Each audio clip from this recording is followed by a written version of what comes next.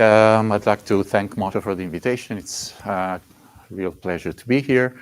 And I'm going to talk about controller synthesis beyond the worst case. In one sentence, this talk is about doing your best with the information you have. And the talk is divided into these three parts. I'll start by introducing the kind of models, the kind of games I'm interested in. I'm calling them control games. And then I'm going to present a very short and biased selection of papers to give you a little bit of context about these ideas about what do I mean by doing your best with the information you have. And then finally, I'll move to some new content, a new best effort notion for hybrid systems. This is really a work in progress. So I'll be very interested in your feedback. You'll be the first reviewers of this new idea. So what kind of models I'm interested in? These are so-called control games. They represent some kind of dynamic interaction between an agent with a goal and an indifferent environment. So these have also been called games against nature.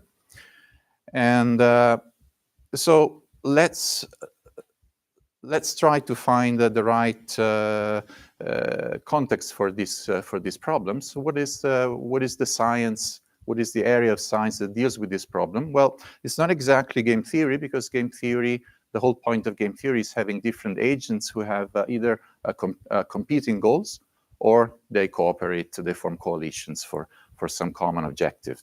So instead here we have an indifferent environment. And decision theory, instead, deals very much with this kind of models. However, it traditionally has a more abstract point of view without dynamics. And I will mention some classic decision theory papers about this kind of models. Just to clarify, games against nature usually assume indifferent means probabilistic. Is that what you mean here? No, I mean... because that's what games against nature mean. Nature just behaves probabilistically. Well, that's not the only meaning of games against nature. So I'm taking this name from a 1951 paper by John Milner from Decision Theory, and as I will show you in a few minutes, he doesn't make any assumption on what nature is going to do. So in decision theory, this is also called complete ignorance. Typically, making no assumption, it means also nature could take the worst things, right? So I don't understand the difference between an indifferent nature that we assume could behave in the worst possible ways, yes, and adversarial nature that does behave in the worst possible way. What's the difference? Well, the difference is that if you assume that the nature is antagonistic and you have no winning strategy, you will probably going to give up on that problem. Whereas if you know that nature doesn't have a goal, and it's actually, so nature is the outside weather, then you're going to provide some reasonable strategy, even if there's no winning strategy, against a really adversarial nature. Okay, let's see. That is the idea. Hopefully with this first part and a few pointers to the literature, I will give you a more concrete answer, more concrete frameworks that take advantage of this idea. And so finally, control theory instead, I would say, and also Oded Mahler would say, as I will mention in a few slides, that this is the right science that deals mostly with this kind of problems.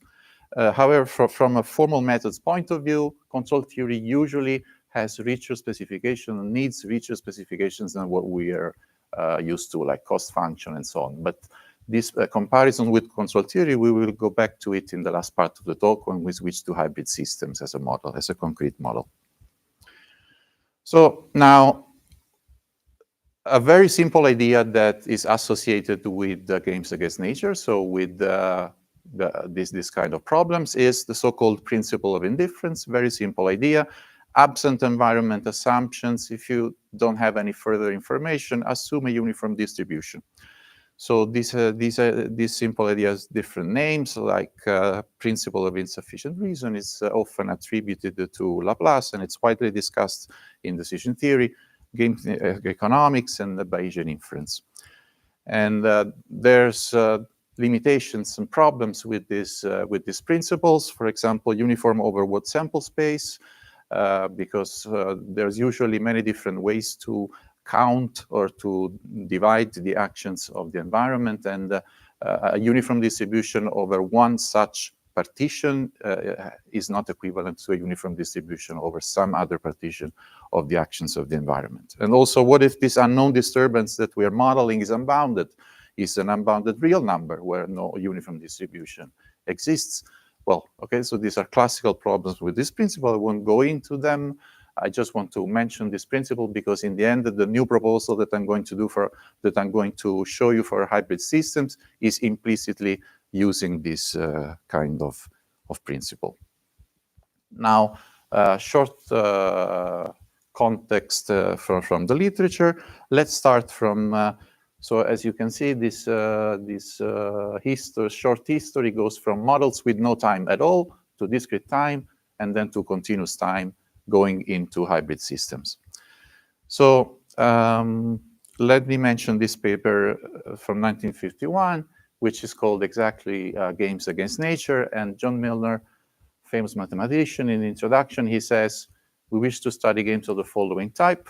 A matrix is given, so this is classical matrix game as in game theory, in which a player must choose a row, and a column will be chosen by nature, whose payoff is unknown or identically zero. So this is what I mean by games against nature. You don't know anything at all about nature. It's the outside weather. It's something really external and unpredictable. What does Milner do in this paper? Well, it's a classic decision theoretical approach. So it's an axiomatic comparison of different solution concepts for this kind of matrix games. And in particular, the four solution concepts are, well, the principle of indifference that we can just call the average case analysis, the minimax principle that we can just call it the worst case analysis, and the convex combination of worst case and best case with a parameter, with a real parameter that weights these two extreme cases. And the fourth one is regret minimization. Each of these solution criterion is attributed to a different scientist.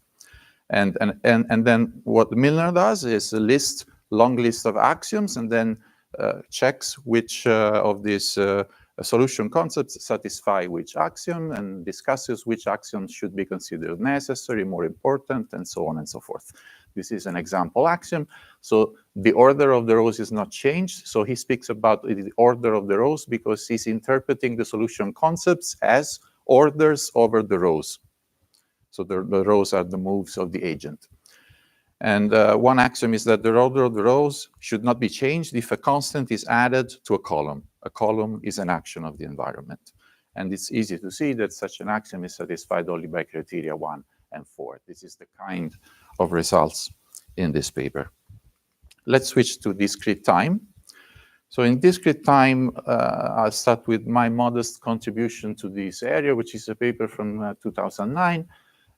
Which builds on a slightly older paper by Dietmar Berwanger. So in this paper, there's some technical contributions about memory requirements for prefix-independent goals. But I think most interesting contribution is to make the point that dominance is a useful, so sorting strategy by dominance is a useful best effort criterion. In particular, being not dominated by another strategy, it can be a useful solution concept when you have no assumptions about the environment. And another interesting paper that is not directly related to the previous one, not in the technical content, but has somewhat similar flavor, is this beyond worst case synthesis. And I also borrowed part of my title for this talk from this paper by Bruyère and others, including Jean-François Raskin. Here the model is Markov decision processes. So you're giving, so this time You are given a distribution for the environment because it's an MDP, but still you want to do more than what you traditionally do with an MDP, which is maximize the expected reward. So simultaneously, you want to maximize, you want to get an expected reward above a certain threshold, but also, worst case, you also want to get an assurance that the worst case reward is greater than another separate threshold. And there's technical results about lower and upper complexity bounds and other characteristics of the optimal strategies. And finally, for the discrete time world, in a couple of recent papers, let's take this as an example. This is an Ichigai to 2021, which is directly connected to the first one I showed. So in this paper, they also follow the idea that explore the dominance among strategies. They also follow the idea that being undominated is an interesting best effort criteria. Compared to my older paper, they add an environment assumption. So the agent has a goal and also an environment assumption expressed in some temporal logic, and they study complexity bounds for the synthesis problem. Two quick references about continuous time. In fact, this second one, I will just quickly mention it in the last part of the talk. Let me tell you something about two papers by Oded Mahler. They're called Control from Computer Science and on optimal and reasonable control in the presence of adversaries. I think these are very interesting papers that try to bridge the gap between formal methods and control theory, and they don't really say much about games against nature, despite this word reasonable in the title that seems to suggest something like that. So let me just quote this sentence. I think it's interesting. Oded noticed this puzzle that intrigued him. The lack of explicit modeling of the adversary in some of the most popular models of automatic control, which is supposed to be the science of combating external disturbances. So as I was mentioning earlier, control theory is where you're supposed to look for solutions for games against nature, in this particular meaning that I'm using here. But if you look into that science, if you look into the most common techniques in control theory, you do not find explicit modeling of the environment, and however, control theory works and control engineering works. So this is the puzzle, and I won't spoil for you the solution that Oded, or the discussion actually that Oded has in this paper. But so if you're curious, go ahead and read this paper. I think it's very instructive if you're interested into this kind of problems. And now to the new part. A new notion of best effort for hybrid systems. So let's start from this example. So this is a hybrid automaton with 3 locations or modes, and this should be interpreted as follows. The transitions here are controllable. There's no guards, so the controller can switch mode at any time. However, as long as the system is in one of these locations, there's a single variable, there's a single state variable, which is a temperature, and its derivative will lie in this interval as long as the system lies in this location. But the system can take any continuous trajectory, so that the temperature can take any continuous trajectory whose derivative at any given time belongs to this interval. So maybe you've seen models like this. So in computer science, there's a well-known model which is called linear hybrid automaton. This is a special case of that. So now let's see what's interesting about this example. So what's interesting is the following. The goal is a safety goal. You'd like to keep the temperature in a nice interval from 20 to 22 Celsius degrees. And this is a very simple temperature control system. So if it's off, the temperature can go up or down between -1 and 1 in continuous time, in real time.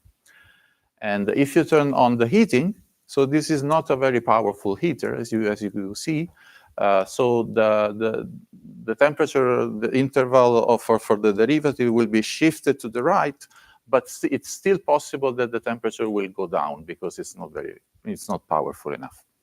And similarly for the cooling mode. What about the transition from start state to heat or cool?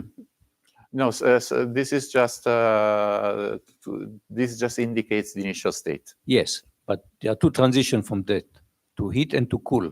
How is that determined? Is that controllable also? Yes, they are all controllable. They're all controllable. They're all controllable. Okay. So there's one player who is the controller, and he can only switch mode. And the other player chooses at any given real time the derivative for the temperature. This is the semantics of this example. So what's a reasonable control policy? So I'm sure you can all see that there's no winning strategy. Okay? You cannot constrain the temperature in this range for sure. So that's where we depart from traditional formal methods, which will just stop at this answer and tell us there's no winning strategy. We want to do more because we are assuming that this is the reality, this is all the power we have, so we still want to do something. So for example, if now it's too cold, it's still better to turn on heating rather than just giving up because there's no winning strategy. That's the idea of being a best effort, of finding a best effort controller. So let's check traditional approaches.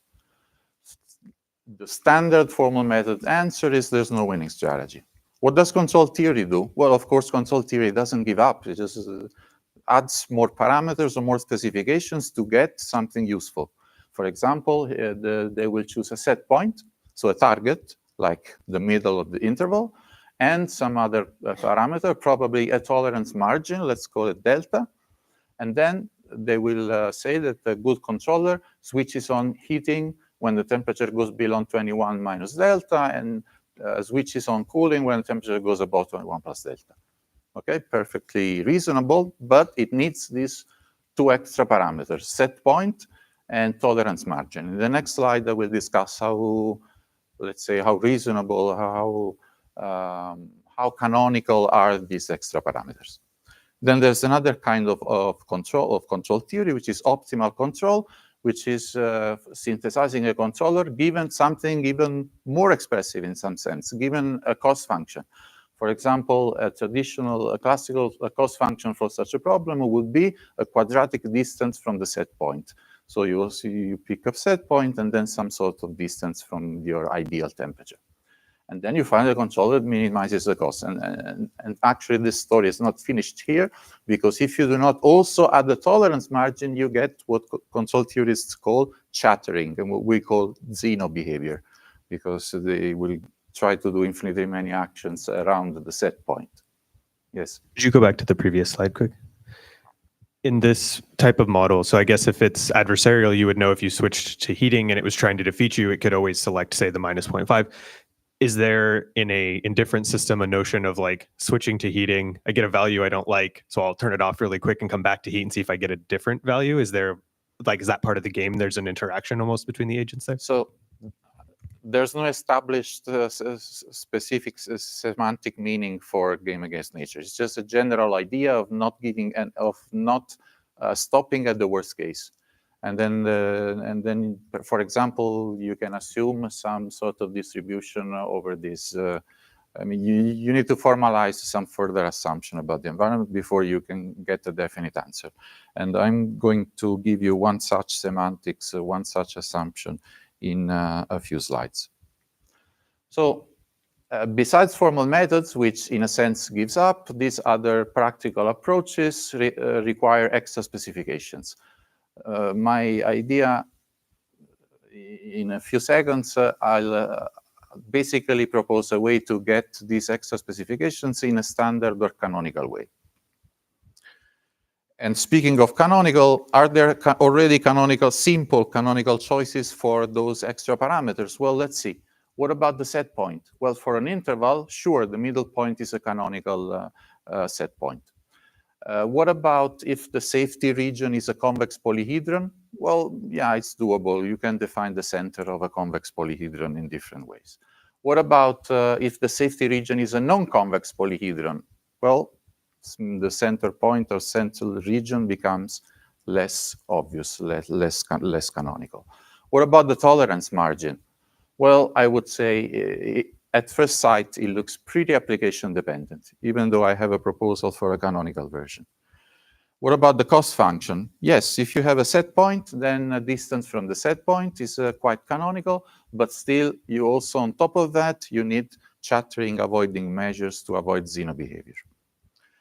And finally, let me mention another paper that I previewed earlier. This paper by Girard and Ektamin Automatica 2021 gives a very natural answer to some similar problems, which is find the smallest, if you cannot enforce a safety goal, find the smallest enlargement of the safety set that is enforceable. So this is very interesting in many cases, but it does not solve my specific example, because as you can imagine, there's no such enlargement. As long as the safety interval of temperature is bounded, the answer will still be it's not enforceable on that example. So my new idea is the following.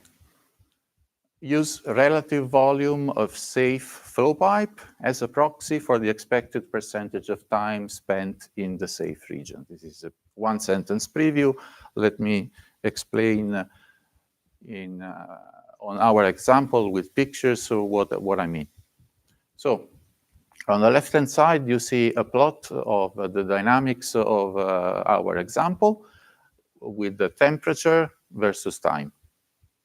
And in gray, you see the safe region between 20 and 22 extended in time. And the green area is the dynamics of the off location starting from temperature 21, extended in time. And I'm calling the flow pipe this green area, and its volume, its area is 4, with the time horizon of 2.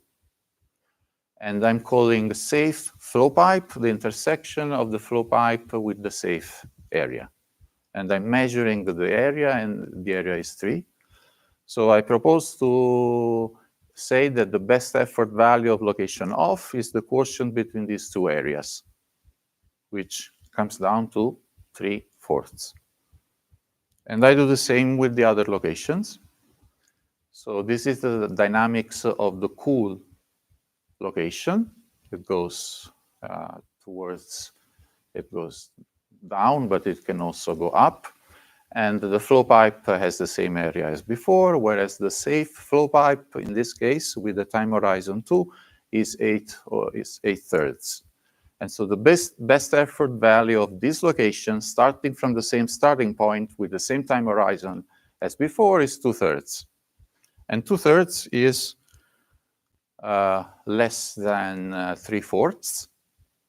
So I suggest that we declare that from t equals 21, mode off is optimal.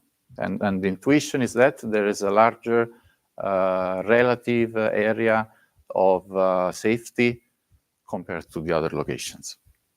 Now, if you do the calculations for a varying initial point, you get that each mode is optimal in an interval of values.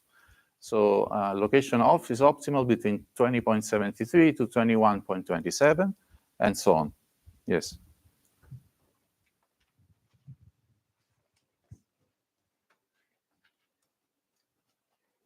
So you do this for starting initial points, not for starting initial set? Yes. Do you prove somehow that between the points in the set, you have a good approximation of what happens? Yes, I did the calculations, and I did the calculations for this talk. I manually did the calculations for a variable initial point, for all initial points. So, but these are discrete points? No, they're intervals of the real line. Okay, so you split the initial interval into smaller intervals, and for those you make these calculations. Yeah, I mean, you can write equations with the variable initial point and write down equations asking where is location off better than location hit. You solve the equation and you get 20.73. Well, you get 20.73 is an approximation of what you get. So I did this manually, and then in a few slides, I'll give you some computational results about what can be done symbolically and exactly on this kind of, some preliminary results about symbolic computations for this problem. So, what I get from a safety specification and an implicit usage of the principle of indifference, I'm getting what I claim to be a canonical tolerance margin, which is 0.27 in this case. And why? What's the role of the principle of indifference? Well, I'm not formally assuming a uniform distribution because I'm just taking areas, because this is more computationally convenient than going into a whole stochastic model of the environment. But since I'm measuring areas, I'm implicitly considering that the environment can do everything with the same probability, let's say, even though I don't have a formal stochastic setting.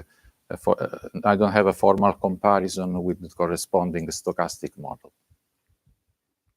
Now let's put this idea into formal ground. So what the kind of model I'm dealing with is, we can call it a multi-mode system.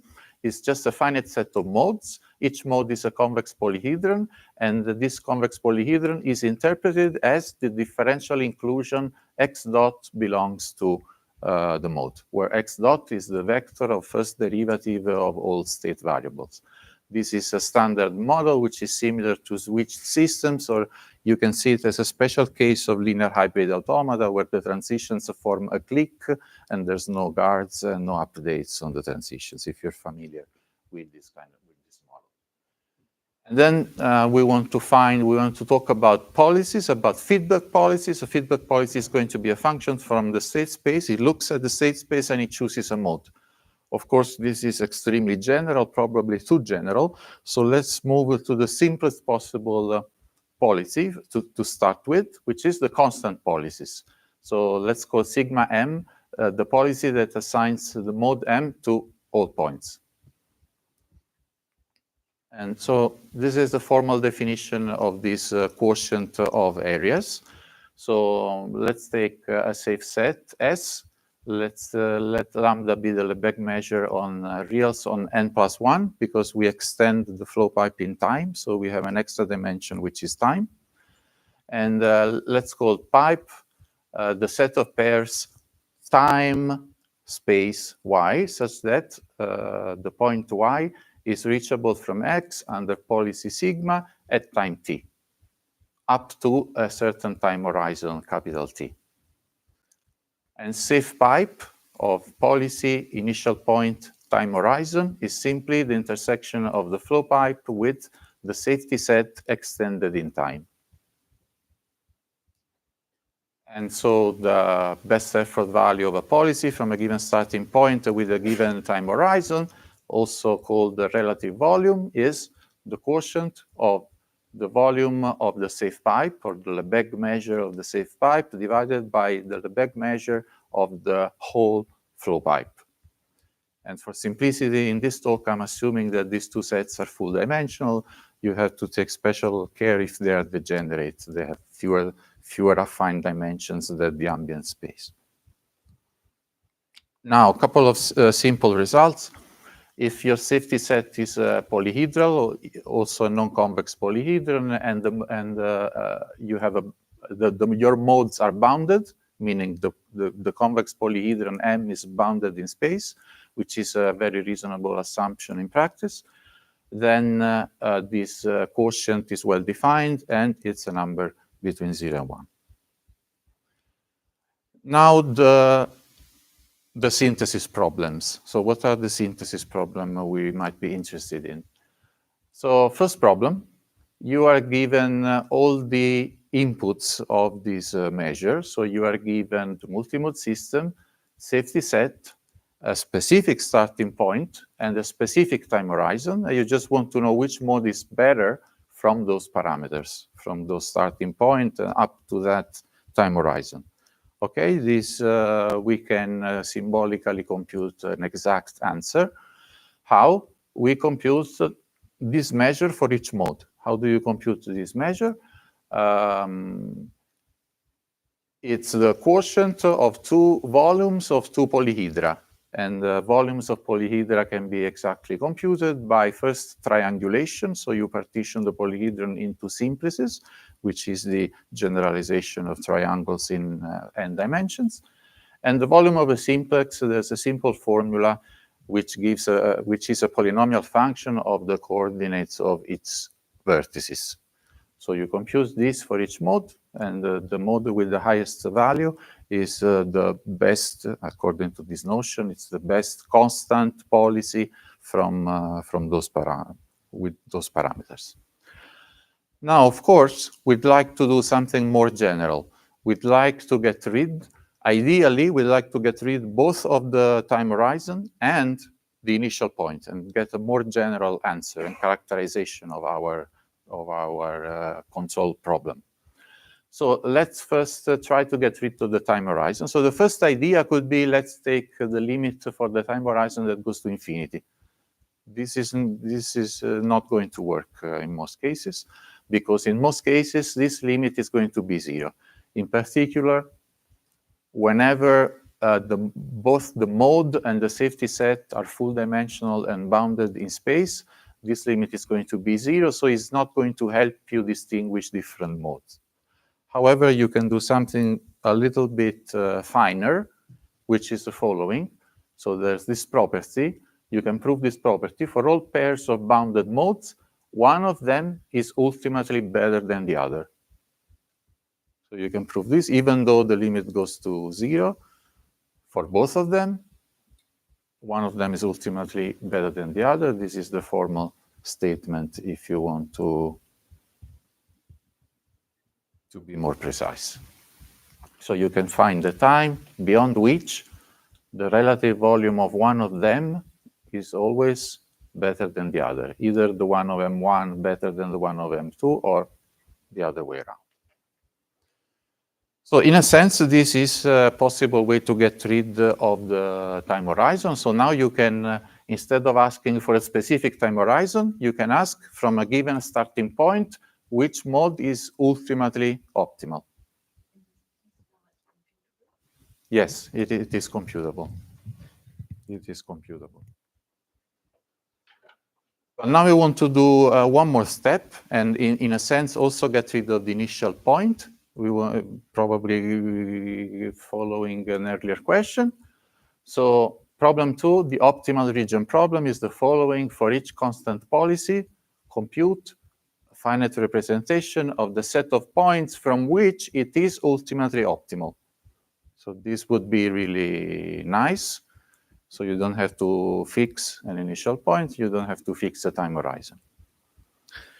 So let's see what can we do about this problem. Let's first see another example to get a feeling of the shape of these optimal regions. So this is another 3-mode hybrid system. These modes are called north, southwest, and southeast. And this is the constraint on the derivatives for going north, depicted here. So when you go north, you know for sure that the derivative of y, this is a 2-dimensional system, the derivative of y is exactly 1, but there is some uncertainty about the derivative of x. It lies between minus 0.25 and 0.25. I'm not writing these, but they are just the same rotated in this way. The constraints in southeast is this line segment. So the derivative at any given time lies in this line segment if you are in southeast. And as usual, the controller can switch location at any moment. And the safety goal is a box, x between minus 1 and 1, and y between 0 and 1. So do you think this is, first of all, classically speaking, do you think this is controllable? do you think that the controller can enforce this safety goal?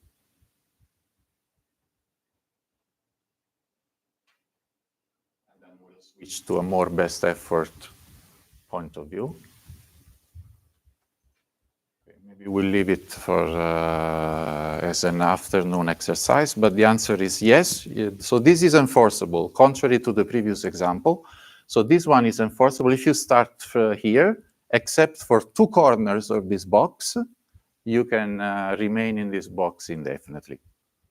But that's not really what's interesting. I mean, this is really what's most interesting about this problem is the shape of the optimal regions with respect to this new notion of best effort, of these relative volume notions.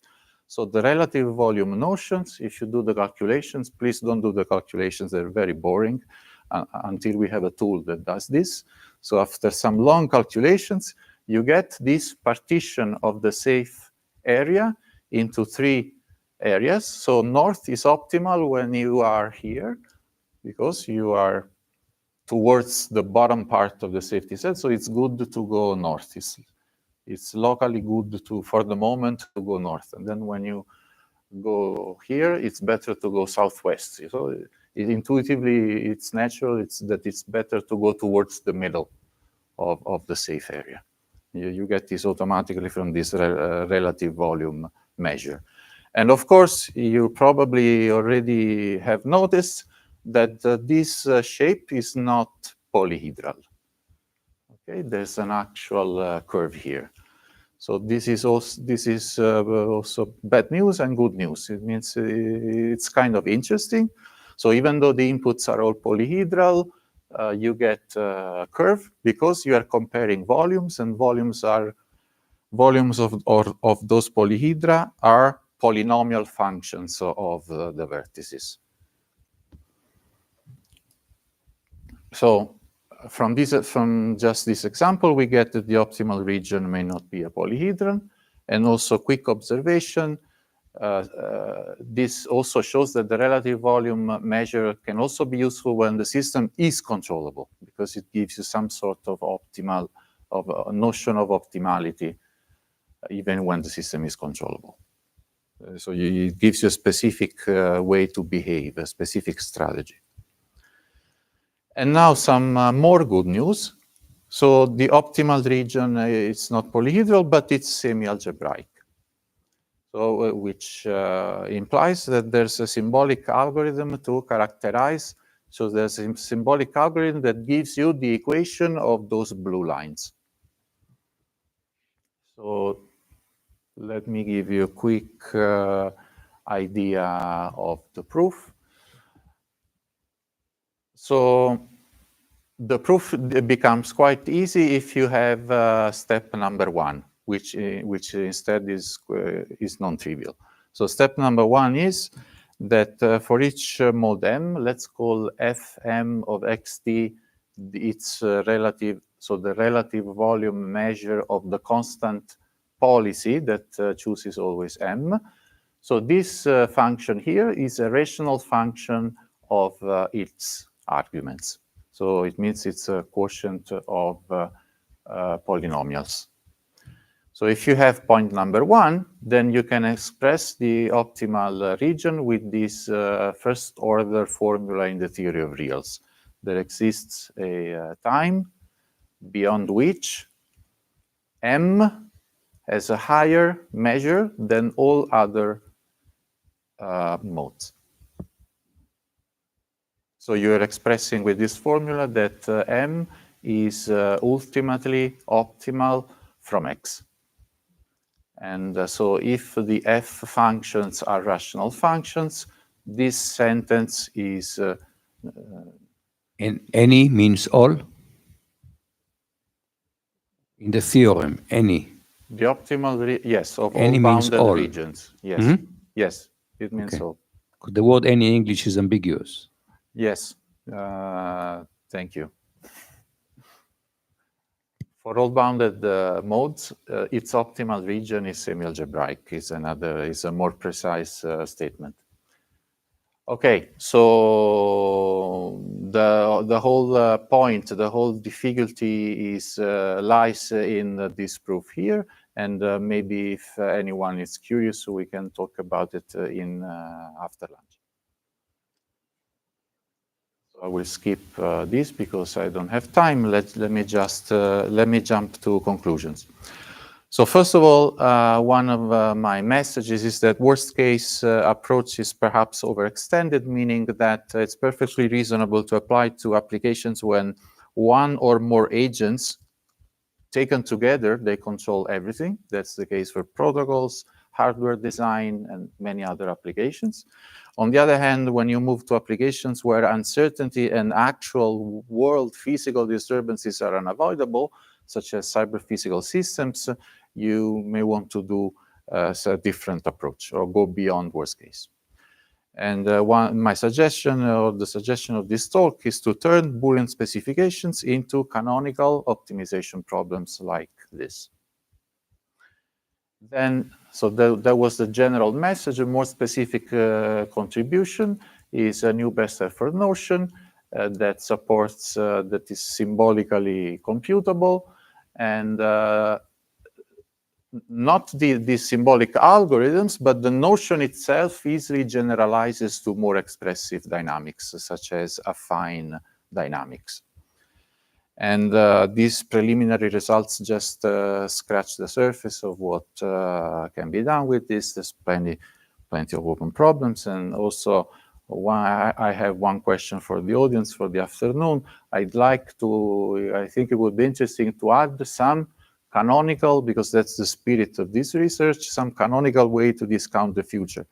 So, because this polyhedral inclusion are a very rough model of the future, so they may be relatively accurate in the near future, but the further we go into the future, it becomes less and less accurate. It would be nice to include into the framework some notion of discounting. Thank you.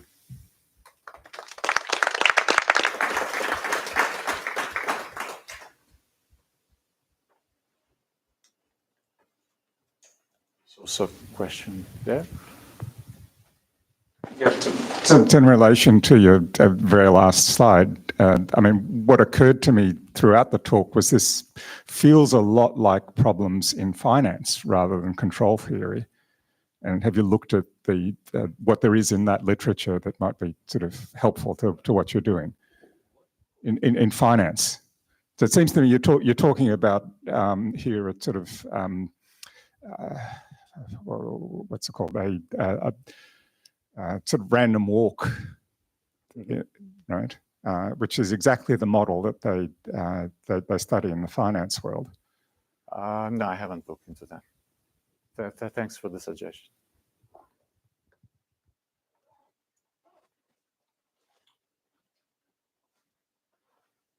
So you have a notion of best effort. So can you show that? So whenever there is a winning strategy, so your best effort strategy will be winning. I think this is true, but this is very preliminary, so I don't have a proof. It should be true. Just quick follow-up on that. Then in what sense is this best effort? I mean, how do you connect it to ground truth, whatever that means?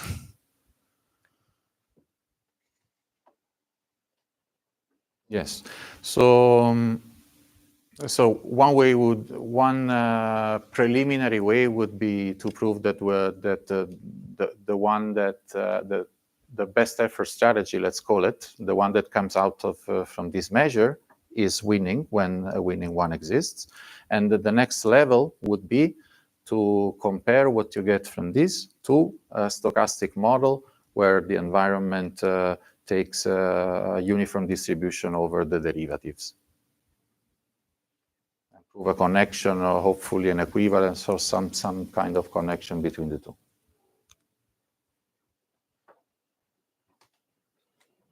It would be the formal way.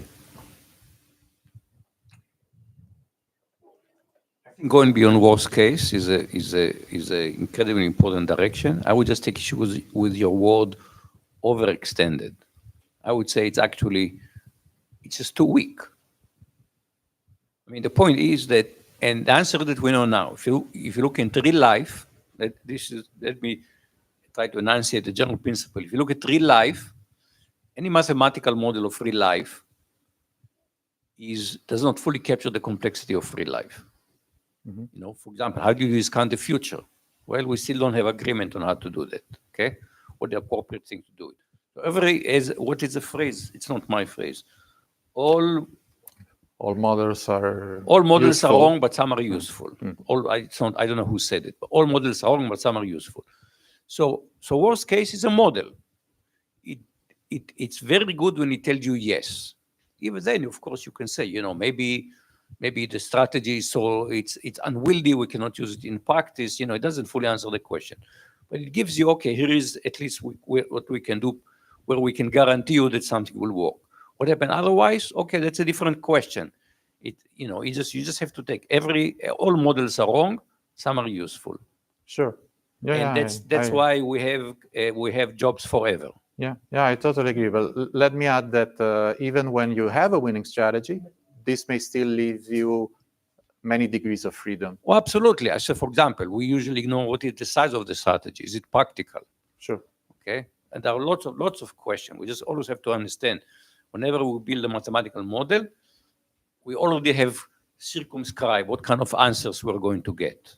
And it's rarely going to be that this is it. This is the ultimate solution to life. Yeah, when I say overextended, I'm talking about the range of applications, as I'm suggesting. When you can study worst case as much as you want, but pay some attention to the kind of motivating example that you use, because if it comes from physical disturbances, that's maybe a bit weak. May not be useful. Yeah, I agree with you completely on that.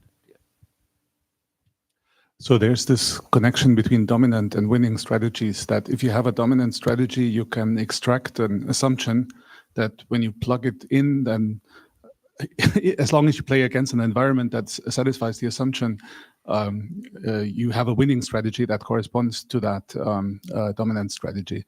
I was wondering if that's the case here too, that you can extract such an assumption.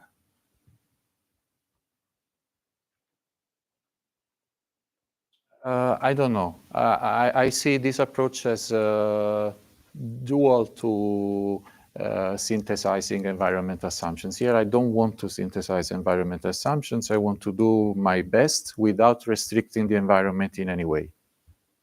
This is my general feeling. No, I understand, but is there still this fundamental connection that in a way the dominant strategy is winning as long as your environment is well behaved? I don't know. I need to think about it. Thanks for the question.